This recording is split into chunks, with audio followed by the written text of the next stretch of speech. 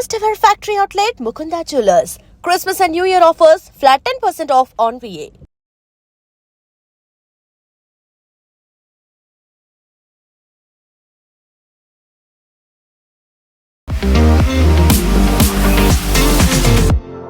నమస్తే, నేను Kavitha. Welcome to I dream news and నిజాలు. చొరబాటుదారులు కేవలం బెంగాల్లో మాత్రమే ఉన్నారా?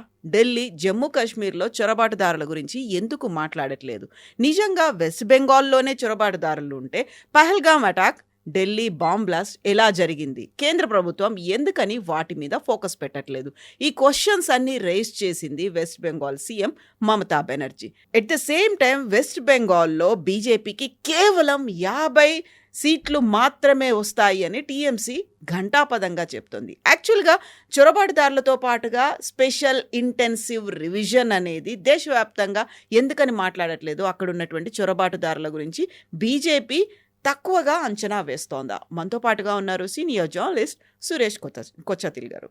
సార్ నమస్తే. నమస్కారం సార్, వెస్ట్ బెంగాల్ అనగానే స్పెషల్ ఇంటెన్సివ్ రివిజన్ గుర్తొస్తుంది. ఆ తర్వాత ఒక 6 నెలల్లో మ్యాక్సిమం అందులో జరగబోయేటువంటి ఎన్నికల గురించి. సో ప్రతిసారి చొరబాటుదారులు ఇక్కడ ఇంతమంది ఉన్నారు, 1 కోటి మంది ఉన్నారు, 1,20,00,000 మంది ఉన్నారు, అదే ఎందుకు మాట్లాడుతున్నారు ఇతర రాష్ట్రాల్లో? As Mamata Banerjee side west బెంగాల్లో లేరా, ఢిల్లీలో లేరా? ఉన్నారు, దాంట్లో డౌట్ లేదు. కానీ వెస్ట్ బెంగాల్లో ఉన్న అంత మట్టు మనుషులు ఇక్కడ బంగ్లాదేశ్ వాళ్ళు వెళ్ళలేదు. జమ్మూ కాశ్మీర్కి వెళ్ళి చాలామంది రోహింగ్యాలు. అది కాంగ్రెస్ గవర్నమెంట్ స్ట్రాటజీ ఉండే ఆ టైంలో. వాళ్ళు ఏం చేశారంటే మన్మోహన్ సింగ్ టైం నుంచే జమ్మూ కాశ్మీర్లో సెటిల్ చేస్తే అక్కడున్న హిందూ పాపులేషన్ డివైడ్ అయిపోతారు. అక్కడున్న చాలామంది రోహింగ్యాలకి సిటిజన్షిప్ ఇస్తే వాళ్ళు తర్వాత కాంగ్రెస్కి ఓటేస్తారని ఒక క్యాల్కులేషన్ ఉండే. కానీ దాని లోపలనే చాలా మటుకు రోహింగ్యా వ్యతిరేకంగా జరిగిన అజిటేషన్ కానీ సుప్రీంకోర్టు ఇచ్చిన కొన్ని ఆర్డర్స్ రోహింగ్యాలని రిటర్న్ పంపించాల్సి వచ్చింది. వాళ్ళకి ఓటు సిటిజన్షిప్ అయితే రాదు, టోటలీ అవుట్ ఆఫ్ క్వశ్చన్. రెఫ్యూజీస్గా ఉండొచ్చు కావాలంటే. కానీ ఇప్పుడు జరుగుతున్న వెస్ట్ బెంగాల్లో చాలా మటుకు బీజేపీ, అమిత్ షా గారు, మోదీ గారు లాస్ట్ ఇప్పుడు చూస్తున్నాం మనం కంటిన్యూస్గా విజిట్ చేస్తున్నారు. అమిత్ షా గారు 3 రోజులు ఉన్నారు వెస్ట్ బెంగాల్. 3 రోజులు ఎందుకు? అమిత్ షా గారు ఒక ప్లేస్కి వెళ్ళి ఒక 6 గంటల సేపు ఉంటేనే పెద్ద న్యూస్ అది. 3 రోజులు ఉండడం ఏంటంటే పార్టీ లీడర్స్ని అడ్రస్ చేశారు, పార్టీ కార్యకర్తలను అడ్రస్ చేశారు, ఎలక్షన్ స్ట్రాటజీ మీటింగ్ పెట్టారు. మేము 2/3 మెజారిటీ మాకు వస్తుంది ఈ ఎలక్షన్లో అని చెప్పుకుంటున్నాం. మనం ఇది చూసాం బీహార్ ఎలక్షన్లో ఇదే న్యూస్. అప్పుడు అమిత్ షా గారు మాకు 160 సీట్లు వస్తుందంటే మనం చాలామంది మన దాంట్లో we had our own doubts, ఈయన ఇంత పెద్ద నంబర్ చెప్పుకుంటున్నాడని. కానీ దాని వెనుక ఒక పెద్ద స్ట్రాటజీ ఉంది. ఇప్పుడు జరుగుతున్న దీంట్లో కవిత గారు చాలా మటుకు 2 పోర్షన్స్ ఉన్నాయి దీంట్లో. ఒకటి హిందూ ఓట్ కన్సాలిడేషన్, రెండవది ముస్లిం ఓట్ కన్సాలిడేషన్. 2 వైపుల నుంచి జరుగుతుంది. మమతా బెనర్జీకి ఇప్పుడు దాకా జరిగిన 3 ఎలక్షన్స్ అని చెప్పొచ్చు. దాంట్లో ముస్లిం దగ్గర నుంచి ఉన్న 70% ఓట్లు మమతా బెనర్జీకి వచ్చింది. మిగతా 30 కాంగ్రెస్, సిపిఎం, చాలా మటుకు లోకల్ పార్టీస్, ఎంఐఎం వాళ్ళు కూడా వచ్చారు. వాళ్ళు స్ప్లిట్ అయిపోయింది వాళ్ళ దాంట్లో. అదే టైంలో హిందువుల ఓట్లు కూడా మమతా బెనర్జీకి చాలా మటుకు వచ్చింది లాస్ట్ టైం. కానీ 2021 ఎలక్షన్ కంపేర్ చేస్తే చూస్తే చాలా మటుకు తగ్గింది. అక్కడ ఓటింగ్ పర్సంటేజ్ డిఫరెన్స్ బీజేపీకి మమతా బెనర్జీకి 10% ఉంది. ఫర్ ఎగ్జాంపుల్ 2021 ఎలక్షన్ ఫిగర్స్ చూడండి. 48% ఓట్స్ టీఎంసీకి వచ్చింది, బీజేపీకి 38.5. Difference is 10%. ఒక ఎలక్ట్రల్ దాంట్లో 10% అనేది చాలా తక్కువ. ఎందుకంటే అన్ని కాన్స్టిట్యున్సీలో 10% ఉండదు. For example Murshidabad, Malda, 24 Parganas, Calcutta city చాలా మటుకు ముస్లిం పాపులేషన్ మమతా బెనర్జీ టీఎంసీ కోసం ఓటేస్తారు. సో వాళ్ళ యావరేజ్ పెరుగుతుంది అక్కడ. కానీ నార్దర్న్ బెంగాల్కి వెళ్తే అక్కడ బీజేపీకి పట్టుంది. అక్కడ ఇప్పుడు జరగబోయే ఎలక్షన్ మనం చూసాం. 2021 కన్నా ముందున్న 2016 ఎలక్షన్కి వస్తే బీజేపీకి ఆ టైంలో 2 సీట్లు వచ్చినాయి అసెంబ్లీలో, 2 సీట్లు. టీఎంసీకి 211 సీట్లు వచ్చినాయి. నెక్స్ట్ ఎలక్షన్ 2021 వచ్చేదాకా బీజేపీకి ఆ నంబర్ 2 నుంచి పెరిగి 77 అయింది, 77. టీఎంసీకి అదే టైంలో 211 నుంచి 215 వచ్చింది. చాలా మటుకు సీట్లు బీజేపీకి వచ్చిందంటే కమ్యూనిస్ట్ పార్టీ, కాంగ్రెస్ సీట్లు మొత్తం వైపౌట్ అయిపోయారు, 0కి వచ్చేసారు వాళ్ళు. లోక్సభ ఎలక్షన్ జరిగినప్పుడు లాస్ట్ టైం లోక్సభ ఎలక్షన్లో అంటే 2019 ఎలక్షన్లో బీజేపీకి 18 సీట్లు వచ్చినాయి లోక్సభలో. ఈసారి 12కి తగ్గిపోయింది, అంటే 6 సీట్లు తగ్గింది. దానికి చాలా పెద్ద ఒక రీజన్ ఉంది. ఒకటి, అక్కడున్న మతువా కమ్యూనిటీ వాళ్ళ ఓట్లు పోయినాయి బీజేపీకి, ఎందుకు సిటిజన్షిప్ ఇవ్వలేదు వాళ్ళ మతువా కమ్యూనిటీకి. వాళ్ళు బంగ్లాదేశ్ నుంచి వచ్చిన హిందువులు వాళ్ళు ఏమన్నారంటే మేము వచ్చే ఎన్నో సంవత్సరాలు అయింది కానీ మాకు ఇప్పుడు దాకా మాకు సిటిజన్షిప్ ఇవ్వలేదు, సిఏఏ కింద మాకు సిటిజన్షిప్ ఇవ్వాలి, అది కూడా ఇవ్వట్లేదు అని చెప్పి కంప్లైంట్ చేశారు. కోర్స్ ఇప్పుడు ఆ ప్రొసీజర్ స్టార్ట్ చేశారు. వాళ్ళ దాంట్లో కూడా ఒక స్ప్లిట్ ఉంది. ఒక గ్రూప్ ఏమో టీఎంసీకి ఓట్ చేస్తారు, ఒక గ్రూప్ ఏమో బీజేపీకి ఓట్ చేస్తారు. సో బీజేపీ లాజిక్ ఏముందంటే మీకు ఎందుకు ఇవ్వాలి మేము సిటిజన్షిప్, మీరు వేస్తున్న ఓట్లు టీఎంసీకి వేస్తున్నారు కదా, వాళ్ళు ఇవ్వనండి సిటిజన్షిప్ అంటే వాళ్ళు ఎట్లా ఇస్తారు, సిటిజన్షిప్ ఇది central government. So Amit Shah గారు ఇప్పుడు ఈసారి వెళ్ళి ఇప్పుడు వాళ్ళకి ఒక సిటిజన్షిప్ ప్రాసెస్ స్టార్ట్ చేశారని చెప్పి అనౌన్స్మెంట్ కూడా చేశారు. 3 రోజు పర్యటనలో అమిత్ షా గారు ఒకటి పార్టీ మిషనరీ గురించి చాలా మట్టుకు మాట్లాడారు. భూపేందర్ యాదవ్ ఆయన టర్న్ అరౌండ్ స్పెషలిస్ట్, ఉత్తరప్రదేశ్ చూసాం, బీహార్ చూసాం, ఛత్తీస్గఢ్ చూసాం చాలా మటుకు, even Haryana. Bhupender senior minister, ఆయన్ని ఇన్ఛార్జ్గా పెట్టారు, ఓవరాల్ ఇన్ఛార్జ్. ఆయన అండర్లో చాలామంది ఉన్నారు ఇంకా మిగతా బీజేపీ. అది కాకుండా 6 జోన్స్ 6 జోన్లు డివైడ్ చేశారు వెస్ట్ బెంగాల్లో. నార్దర్న్ జోన్ ఒకటి, Calcutta reason, 24 Parganas, Murshidabad, Malta ఇంకోటి, అట్లా 6 జోన్లుగా డివైడ్ చేశారు. అన్నిటికీ ఇన్ఛార్జ్ పెట్టారు. అగైన్ 2 సీనియర్ పార్టీ లీడర్, దాని కింద ఇంకా 30-40 మంది జూనియర్ పార్టీ లీడర్, దాని కింద కార్యకర్తలు. అందులో ఆర్ఎస్ఎస్ బ్యాక్గ్రౌండ్ ఉన్న వాళ్ళు మెజారిటీ ఉన్నారు. బీజేపీది ఎలక్షన్ మిషనరీ అంటే చాలా అవసరం అండి. వాళ్ళది ఒక కంప్లీట్ ఆర్మీ లాగా మూవ్ అవుతారు వాళ్ళు. ఇప్పుడు వాళ్ళు 6 నెలలు ఉన్నాయి ఇంకా ఎలక్షన్కి. 6 అంటే 5 పట్టుకోవచ్చు మనం, కోడ్ ఆఫ్ కాండక్ట్ అంతా తీసేస్తే. ఈ 5 నెలల్లో కాంగ్రెస్ ఎక్కడున్నారు, వాళ్ళు ఇంకా టాక్స్ కూడా స్టార్ట్ చేయలేదు. సిపిఎం ఎక్కడున్నారు, వాళ్ళు అసలు ఇంకా పని మొదలు పెట్టలేదు. టీఎంసీ వాళ్ళ ఎమ్మెల్యేస్ ఉన్నారు 215 మంది, సో వాళ్ళు న్యాచురల్లీ వాళ్ళు పని చేసుకుంటారు. బీజేపీ ఆల్రెడీ వర్క్ స్టార్ట్ చేశారు. ఇది వాళ్ళ పార్టీ మిషనరీ అడ్వాంటేజ్ అనమాట. అంటే ప్రతి క్యాండిడేట్ని ఐడెంటిఫై చేయడం. ఇప్పుడు అమిత్ షా గారు కూడా చెప్పిన దాంట్లో, కవిత గారు మీరు స్టార్టింగ్లో చెప్పారు, ఒకటి ఇన్ఫిల్ట్రేటర్స్, వీళ్ళని చున్కే నికాలుంగా అని చెప్పారు నిన్న కూడా ఆయన. అంటే ఒక్కరొక్కరిని సెలెక్ట్ చేసి వాళ్ళకి పట్టుకొని బయట పంపించేస్తామేమని చెప్పేసి. ఇన్ఫిల్ట్రేటర్స్ అనేది పెద్ద ఇష్యూ అవుతుంది. ఎందుకంటే ఆల్రెడీ 58 లక్షల మంది రోల్స్ని తీసేశారు, వాళ్ళకి రావడానికి ప్రసక్తి లేదు. In fact yesterday also election commissioner చాలా క్లియర్గా చెప్పారు. మమతా బెనర్జీ ఏం చెప్పారంటే ఆ 58 లక్షల్లో కూడా మేము అందరి కోసం మేము క్రియేట్ చేస్తాం ఫెసిలిటీ. అంటే చనిపోయిన వాళ్ళు లేసి రాలేరు, డూప్లికేట్ ఓటర్స్ని ఈజీగా తీసేయచ్చు సాఫ్ట్వేర్తోని. అది కాకుండా షిఫ్టింగ్ ఆఫ్ ఓటర్స్, అక్కడి నుంచి బీహార్కి అటువైపు వెళ్ళిపోయిన వాళ్ళు, ముంబైకి వెళ్ళిపోయిన వాళ్ళు చాలామంది ఉన్నారు. ఇట్లా 3 కేటగిరీస్లో ఉన్నారు, వాళ్ళు రాలేరు. మిగతా ఇంకొక 1 కోటి మంది ఉన్నారు. 1,10 లక్షలు ఉండే, దాంట్లో 1,38,000ని ఒక సాఫ్ట్వేర్ ఎర్రర్తో జరిగిందని చెప్పి వాళ్ళకి హియరింగ్ తీసేశారు, వాళ్ళకి అక్కర్లేదు, they will be given voter ID cards. మిగతా 1 కోటి మంది హియరింగ్స్ ఇప్పుడు నడుస్తుంది, ఇంకో నెల దాకా నడుస్తుంది అది. అండ్ ఫిబ్రవరిలో ఫైనల్ లిస్ట్ పబ్లిష్ అయింది. అమిత్ షా గారు ఏమంటున్నారంటే ఈ ఇన్ఫిల్ట్రేటర్స్ అన్నారు, ఈ మేజర్ గ్రూప్ మమతా బెనర్జీకి ఓట్ వేసేది ఇన్ఫిల్ట్రేటర్సే. ఆమె కూడా అంగీకరిస్తుంది ఇండైరెక్ట్లీ. అంటే మా ఓటర్స్ని తీసేశారు అమిత్ షా అని చెప్తున్నారు. ఎలక్షన్ కమిషన్ అని చెప్పట్లేదు, మా ఓటర్స్ తీసేస్తున్న బీజేపీ, అమిత్ షా తీసేస్తున్నారు. ఇంతగా ఆమె ఒక హిస్టారికల్ ఒక ఎపిక్లా మహాభారత్ అలా కూడా తీసుకొచ్చారు. దుర్యోధను దుశ్శాసన వస్తూనే మన దగ్గరికి రెగ్యులర్గా, నెక్స్ట్ 5-6 నెలలు చూస్తూనే ఉండండి అని చెప్పి బెంగాల్ ప్రజలకు చెప్పారు.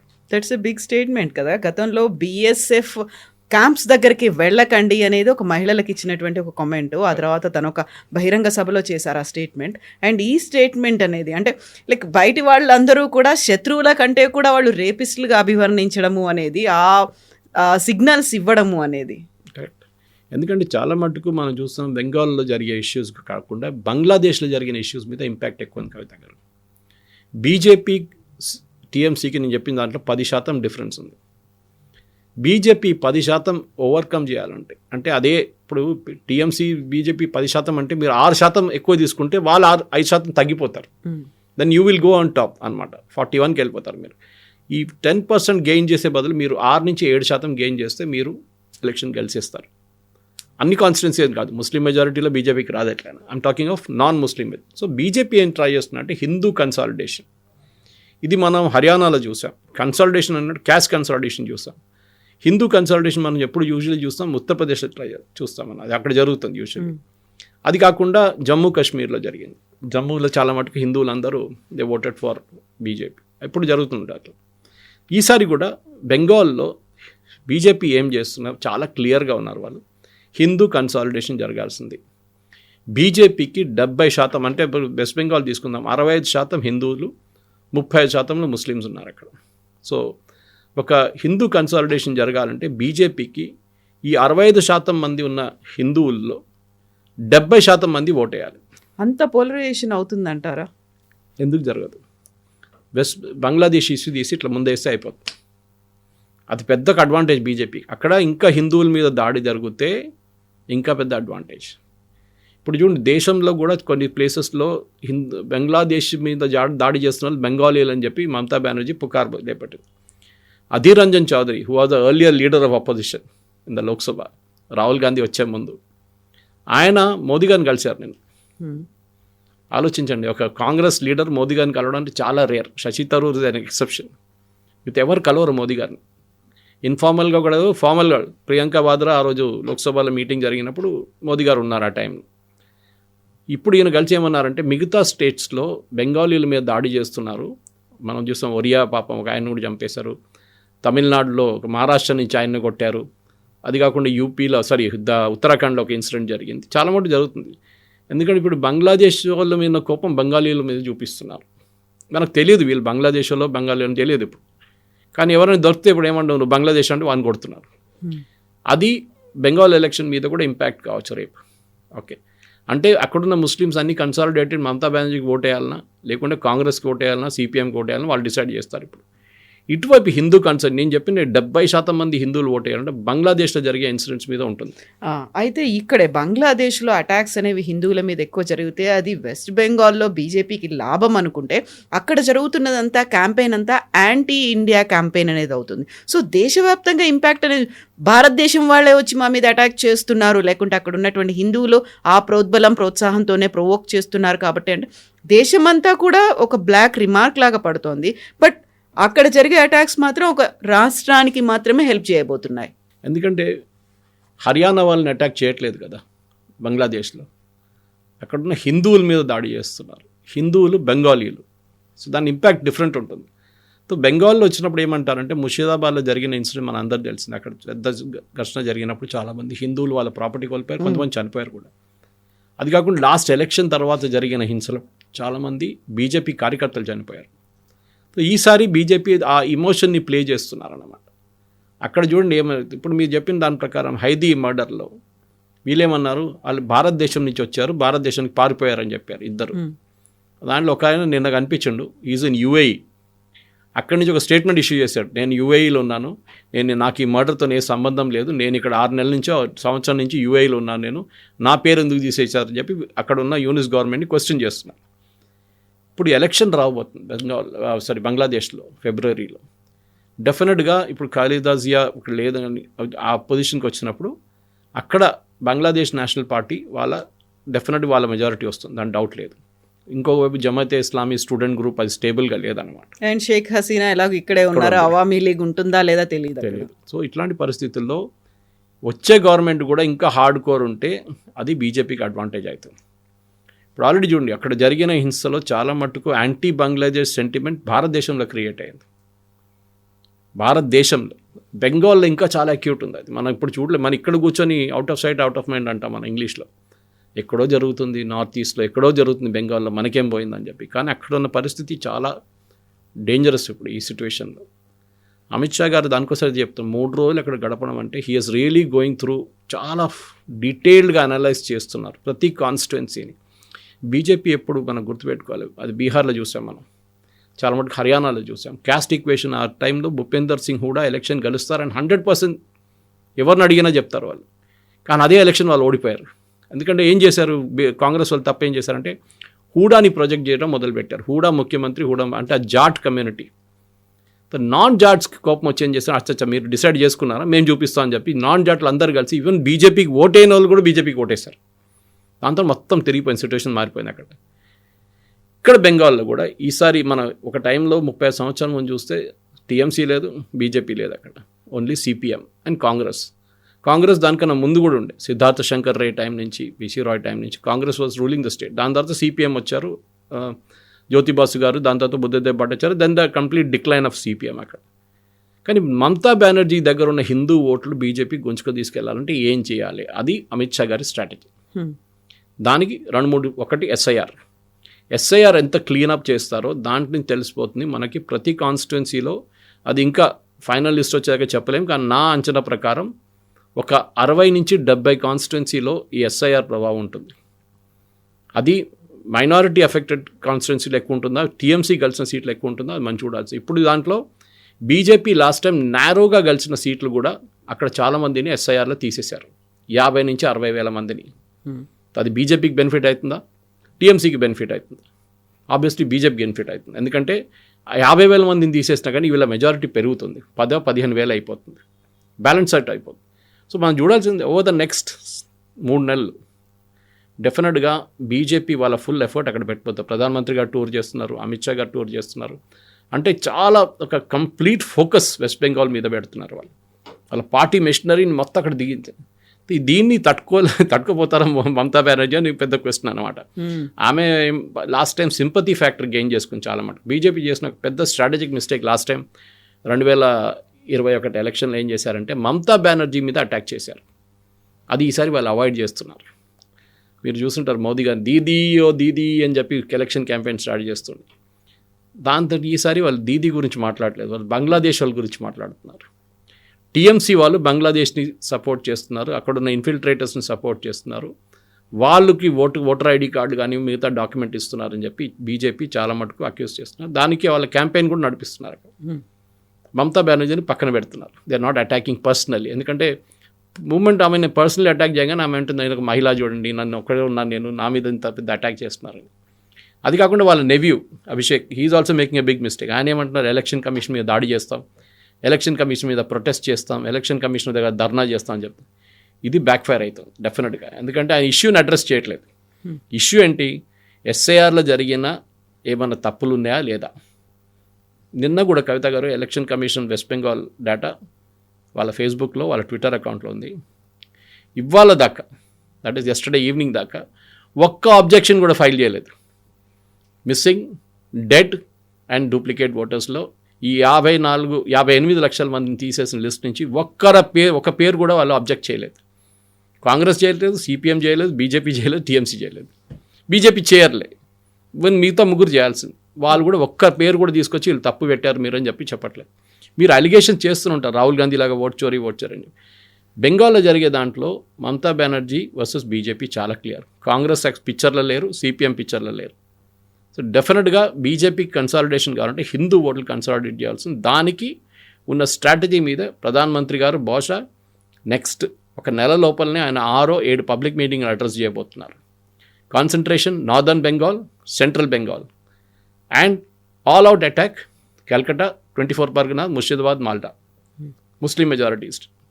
ఇది Calcutta of course it's not Muslim majority అని చెప్పలేము, కానీ చాలా మటుకు భద్రలో అంటే ఇంటలెక్చువల్స్ అక్కడ ఉంటారు. కల్కట్టాలో పెద్ద పెద్ద ఇష్యూస్ గురించి మాట్లాడతారు, షెగోవర్ గురించి మాట్లాడతారు, పోలాండ్ గురించి మాట్లాడతారు, లేకుంటే యూకేలోని ఇమిగ్రేషన్ గురించి మాట్లాడతారు. ఇంకా వెస్ట్ బెంగాల్ ఏం జరుగుతుందో మాట్లాడరు. మూడో కేటగిరీ చాలా ఇంపార్టెంట్, అక్కడి నుంచి బయలుదేరిన మైగ్రెంట్స్. ఇప్పుడు వెస్ట్ బెంగాల్ నుంచి బయటికి వెళ్ళి పనిచేసే వాళ్ళు చాలామంది ఉన్నారు, మన దగ్గర ఉన్నారు. హైదరాబాద్లో చూస్తే మినిమం మీద ఒక 50 నుంచి 60 వేల మంది హైదరాబాద్లో బెంగాలీ వాళ్ళు పనిచేస్తున్నారు. నేను మొన్న కేరళ నుంచి ట్రైన్లో వస్తున్నప్పుడు చూశాను, అక్కడ రైల్వే స్టేషన్లో వెయిట్ చేస్తున్న ఒక 90% క్రౌడ్ బెంగాలీ మాట్లాడుతున్నారు. They waiting for a train to go to Kolkata. అంటే అంత మట్టుకు అన్ఎంప్లాయ్మెంట్ వెస్ట్ బెంగాల్లో ఉందన్నమాట. ఉన్న కంపెనీలు అన్నీ బంద్ చేసేసి టాటా లాంటి మంచి కంపెనీని అక్కడి నుంచి తరిమి కొట్టిన తర్వాత వెస్ట్ బెంగాల్లో ఇప్పుడు ఒక ఓల్డ్ ఏజ్ హోమ్గా మారిపోయింది వెస్ట్ బెంగాల్. అక్కడ ఉన్న అందరు ముస్లింలు. Same thing with Kerala. అదే పాలసీ సిపిఎం ఫాలో చేస్తున్నారు, అదే పాలసీ ఇక్కడ ఫాలో చేశారు. దాన్ని మమతా బెనర్జీని మొత్తం తప్పు పట్టలేం, కానీ వెస్ట్ బెంగాల్లో ఇండస్ట్రీ అనేది లేదు. ఇప్పుడు మీరు ఏదైనా ఇన్వెస్ట్మెంట్ సమిట్ చూపిస్తున్నారు, మిత్రగా అది చేస్తున్నా ఇది చేస్తున్నా, కానీ it is not possible. Reverse అయిపోయింది అది. సో ఈ బయట ఉన్న ఆల్మోస్ట్ నా అంచనా ప్రకారం ఒక 1 కోటి మంది దాకా బయట ఉన్నారు ఈజీగా, దానికన్నా ఎక్కువ ఉండొచ్చు. మీరు పెరుంబావూర్ తీసుకోండి కేరళలో, తమిళనాడులో చాలా మటుకు ఇంటీరియర్ తమిళనాడు కూడా బెంగాలీ వాళ్ళు ఉన్నారు, కర్ణాటక చెప్పక్కర్లేదు, మహారాష్ట్ర బిగ్ కంటింజెంట్, ఢిల్లీ, ఇలా అన్ని రాష్ట్రాల్లో బెంగాలీ వాళ్ళు ఉన్నారు. మమతా బెనర్జీ ఏమంటుందంటే ఈ ఎస్ఐఆర్ ప్రాసెస్లో వారి పేర్లు లేవు, ఇప్పుడు వాళ్ళని ఆన్లైన్ హియరింగ్కి అలో చేయాలంటున్నారు. ఎలక్షన్ కమిషన్ రూల్లో ఆన్లైన్ హియరింగ్ అనేది లేదు, మీరు ఫిజికల్గా వచ్చి మీరు మాట్లాడాలి. కేరళలో అదే ప్రాబ్లం ఉంది. కేరళలో చాలామంది గల్ఫ్లో పనిచేస్తారు, వాళ్ళు లిస్ట్లో పేరు వాళ్ళు తీసేశారు, ఎందుకంటే ఫిజికల్గా వాళ్ళు లేరు అక్కడ. ఇప్పుడు వాళ్ళు ఏమంటారు, మమ్మల్ని కూడా ఆన్లైన్ తీసుకోమంటారు, అది కూడా పాసిబుల్ కాదు.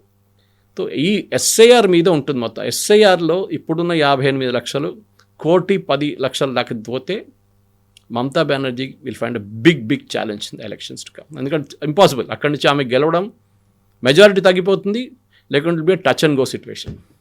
ఇప్పుడు బీజేపీ అక్కడ ఉన్నటువంటి హిందువుల మీద ఫోకస్ పెడుతోంది. 10 మందిలో 7 బీజేపీకి ఓటేస్తే అక్కడ బీజేపీ ప్రభుత్వాన్ని ఏర్పాటు చేస్తుంది అనుకున్నప్పుడు ముందు నుంచి బీజేపీకి ఉన్నటువంటి పేరే మత రాజకీయాలు చేస్తుంది. హిందుత్వ ఎజెండా పెట్టుకున్నప్పటికీ ఒక క్లియర్ డివిజన్ అనేది కనిపిస్తుంది అన్నట్టు.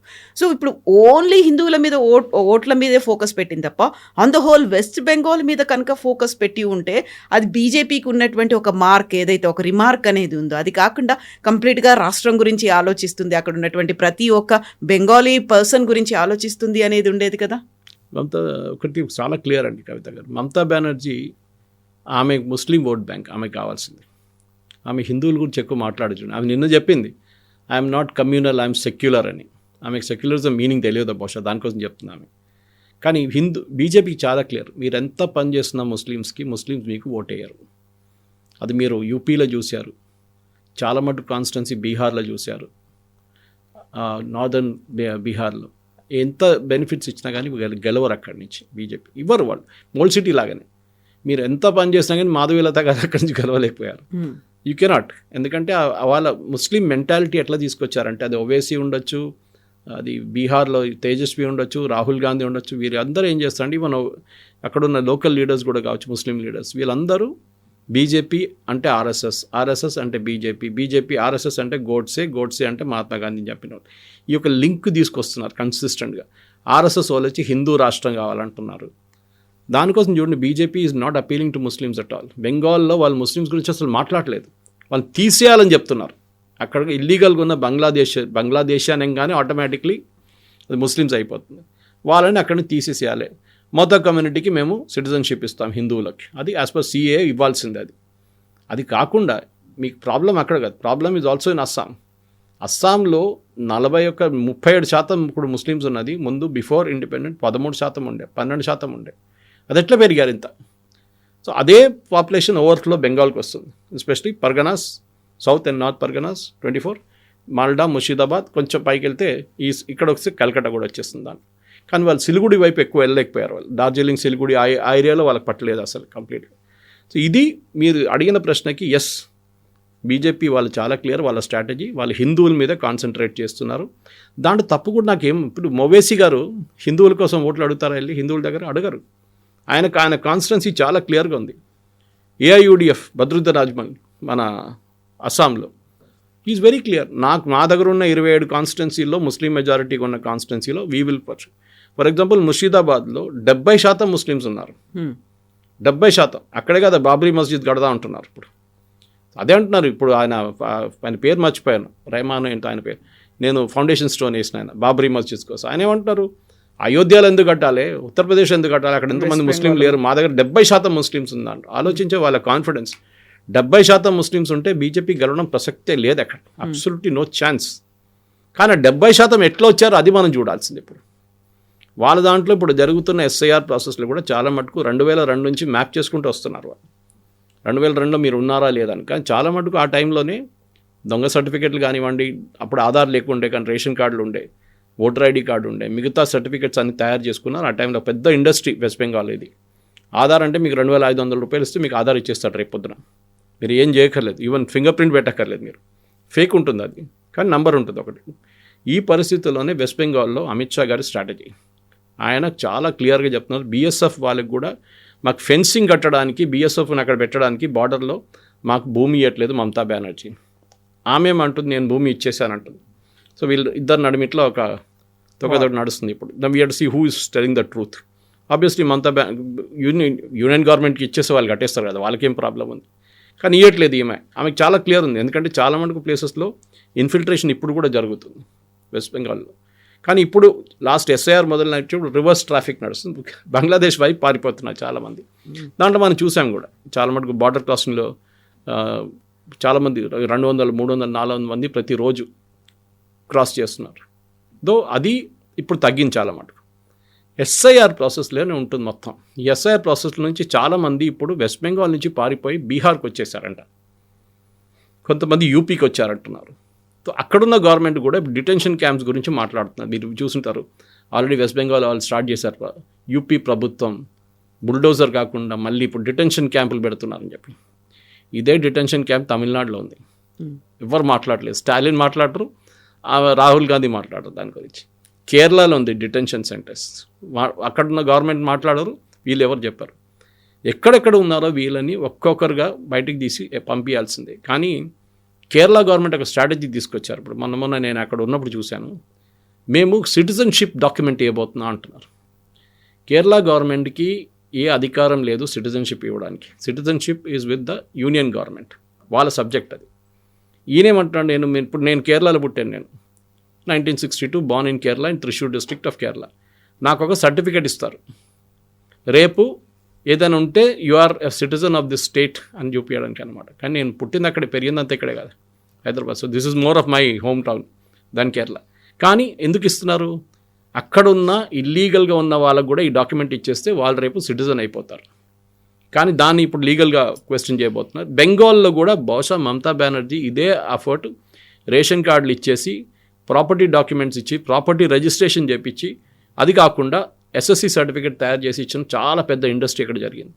దాన్ని మొత్తం అమిత్ షా వాళ్ళ టీం సిటిజన్షిప్ లెవెల్లో కంప్లీట్గా అనలైజ్ చేస్తున్నారు. ఎవరెవరు ఉన్నారో వాళ్ళని అందరూ పట్టుకుంటారు. ఒకసారి ఎస్ఐఆర్ క్లియర్ అయిపోతే చాలా మటుకు పేర్లు బయటకు వచ్చేస్తే ఈజీగా పట్టుకోవచ్చు వీళ్ళు. సో వెస్ట్ బెంగాల్లో 65% హిందూస్ ఉన్నారు, 35% ముస్లిమ్స్ ఉన్నారు.